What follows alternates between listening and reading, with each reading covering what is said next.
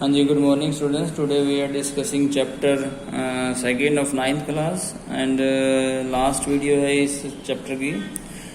इसमें सबसे पहले हम किस तरह से जो है अलग अलग मेथड्स हैं सेपरेशन करने के। अभी तक जो है हमने 3 सॉल्यूशन, सस्पेंशन और कोलॉइड पढ़ा था, जिसमें जो है अलग अलग मेथड्स हैं। तो यहाँ पर किस तरह से कलर को जो है अलग किया जाता है। तो व्हाट इज़ क्रोमेटोग्राफी, उस टेक्निक का नाम क्रोमेटोग्राफी है। उस टेक्निक का नाम क्रोमेटोग्राफी क्यों पड़ा? क्योंकि क्रोमा का मतलब जो है ग्रीक भाषा है, जिसमें क्रोमा का मतलब कलर होता है।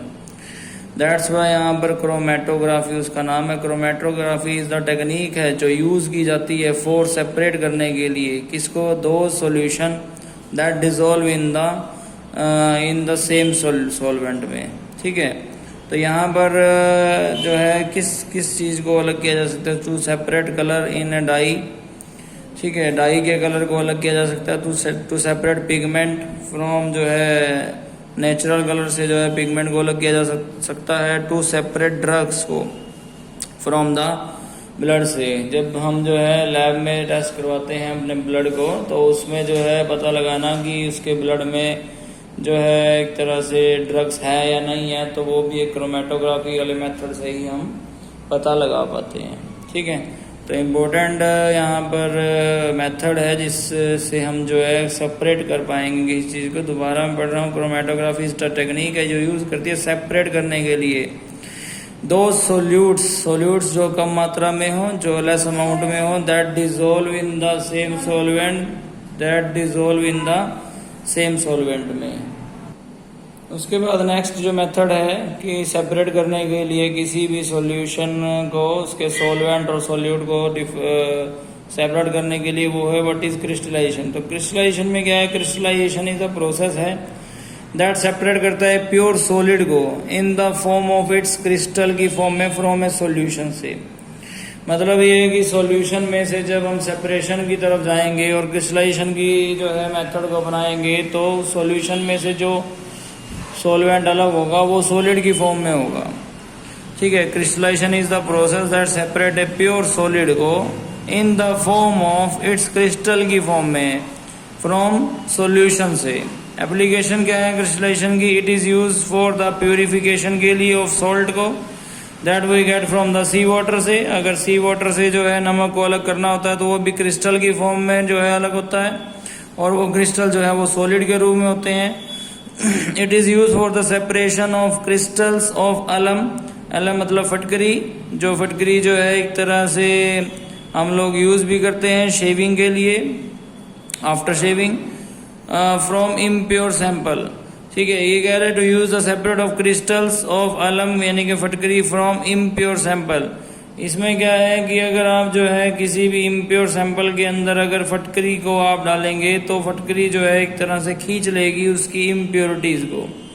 तो ये जो है इम्प्योरिटीज को खींच लेती है फटकरी, देयरफॉर वो जो है सभी सॉलिड के रूप में अलग होती हैं। इसलिए इसको जो है क्रिस्टलाइजेशन मेथड के अंदर डाला गया है।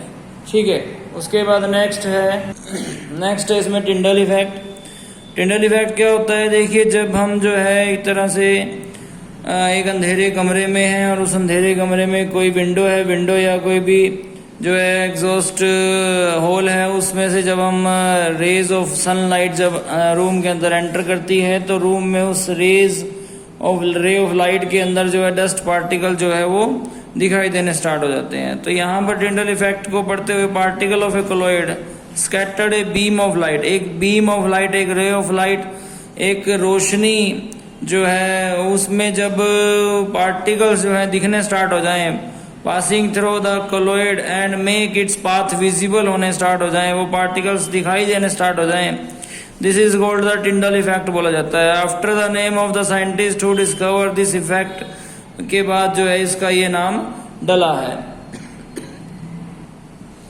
इसमें जो है कोई भी टॉर्च है और यहाँ पर एक दो मिक्सचर रखे हुए हैं। एक तो कॉपर सल्फेट है जो कोलॉइडल सॉल्यूशन में लाइट पास हो रही है बट पाथ विजिबल नहीं हो रहा है, क्योंकि ये कोलॉइडल सॉल्यूशन नहीं है। इसके कोलॉइडल सॉल्यूशन तो है बट इसमें जो है मिक्स हो चुकी है ये सब।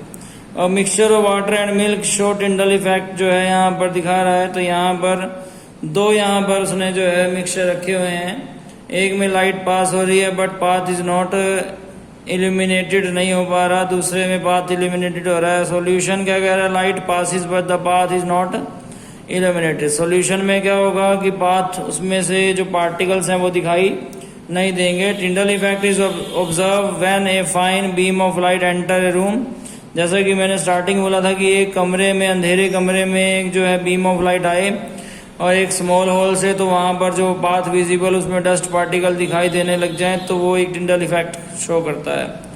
इट इज ऑल्सो ऑब्जर्व जब हम जो है जंगल वगैरह में जो है पेड़ों के बीच में से रोशनी आ रही होती है, when sunlight passes through the canopy of A dense forest, एक घने जंगल में, उन घने जंगल के पेड़ों के बीच में से जब एक रोशनी जो है सूरज की एक किरण जो है जब अंदर की तरफ आती है तो वहां पर भी टिंडल इफेक्ट शो होता है।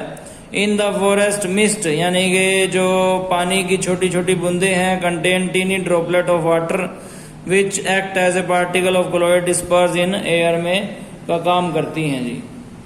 ठीक है, इससे पहले हमने जो है लास्ट वीडियो में मेटल और नॉन मेटल की फिजिकल प्रॉपर्टी के बारे में पढ़ लिया था।